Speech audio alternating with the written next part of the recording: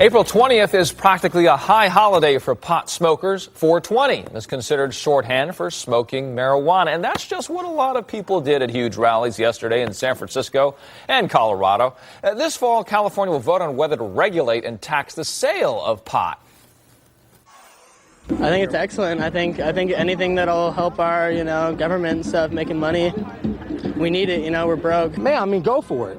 We're broke right now. We were once the largest economies in the world, at one point in time. And now, if that can bring in $1 billion a year for just the state, let's do it. And look at the cloud of smoke over the crowds in a Denver city park. Woo, woo.